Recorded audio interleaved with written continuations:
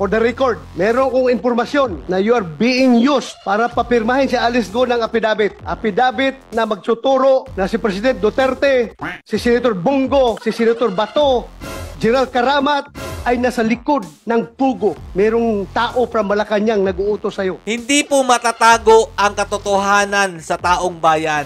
Huwag kang pailing-iling dyan. Alam kong impormasyon na yan. Is that correct? No. Anong purpose mo? Bakit ka pupunta doon kay Alice Go? Sino ba talaga ang utak para sirain ang mga Duterte?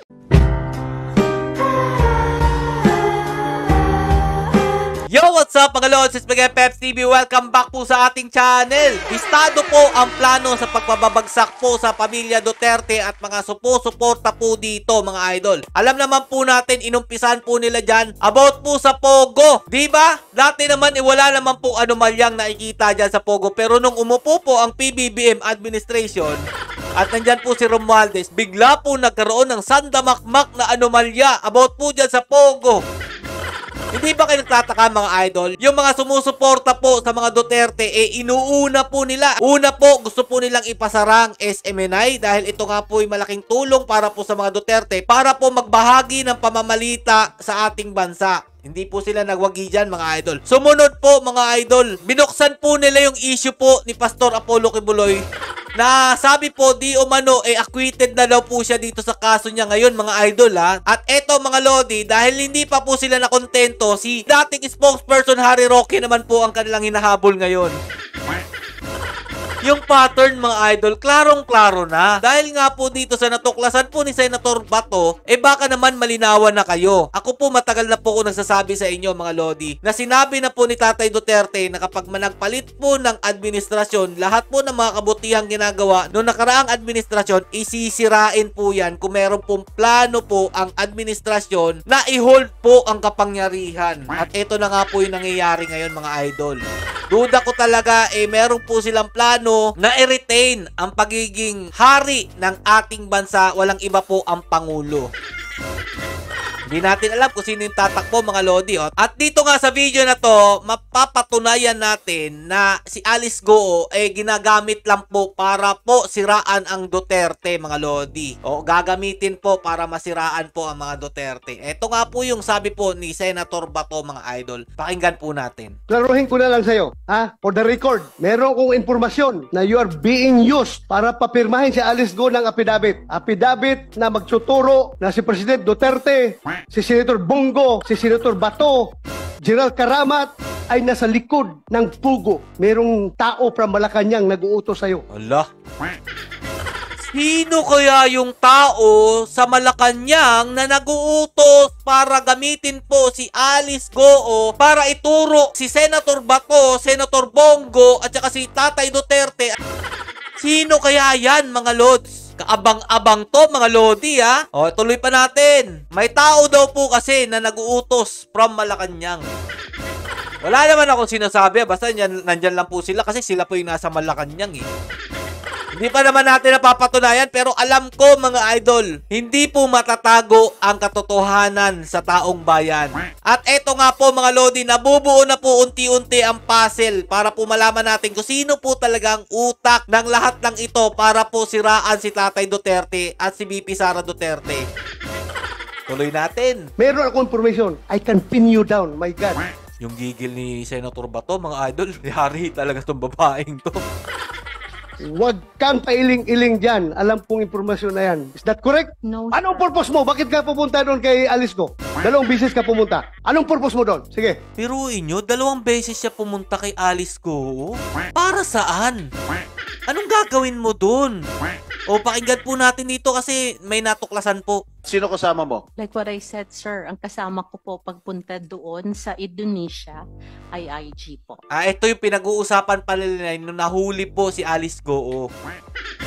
Doon po sa Indonesia. Ang We have tinatanong ni General Macapas online Saan to ba to? cross-check. sino ang kasama mo pumunta sa kulungan ni Alice Go? Yun ang tanong ko. Ako lang po, tsaka ang si attorney po.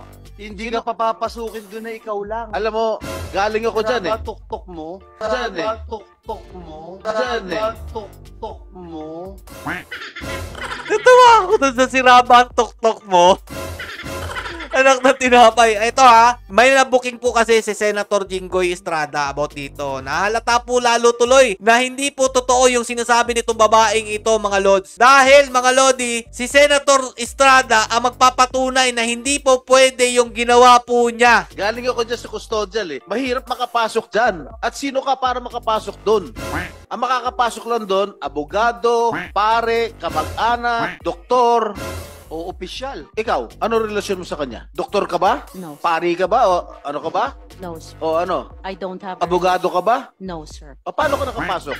Who initiated the meeting? And how did you enter the custodial center? The first time po na pumasok po kami doon, I was still with IG. Yari talaga.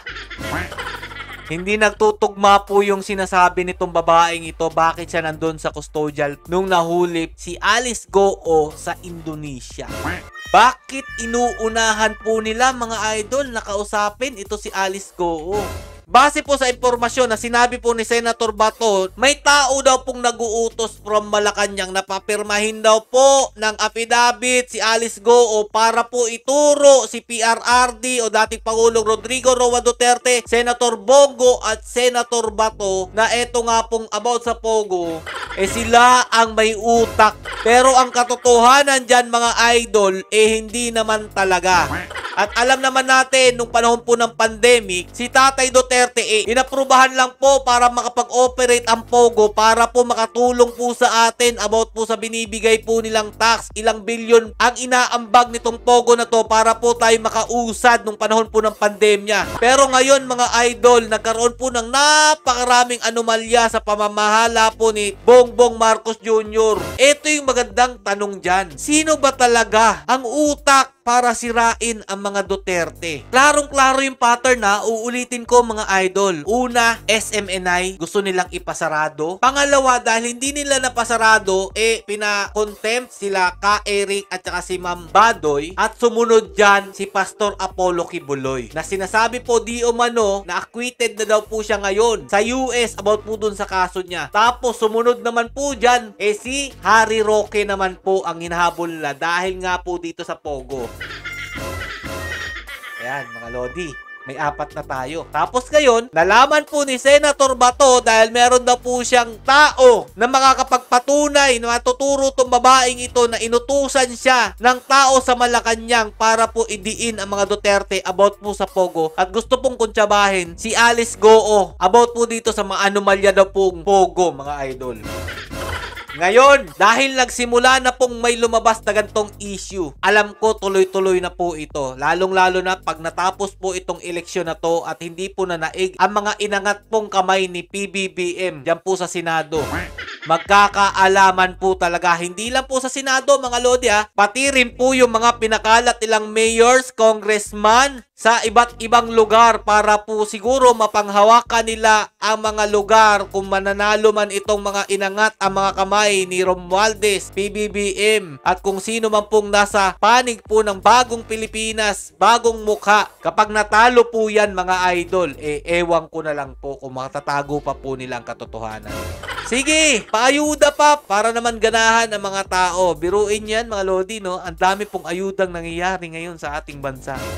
Pero wala pa rin pong pag-asenso dahil ginagawa po lang tamad ang mga tao. So, abangan na lang po natin, mga lodi, ang susunod na kabanata about po dito sa revelasyon ni Senator about po sa mga nag-uutos dyan po sa tao sa Malacanang. Sino yan na para po sirain ang mga Duterte? Yari itong babaeng ito kapag nagkataon. Stay safe, mga lods, and God bless you all. Duterte pa rin.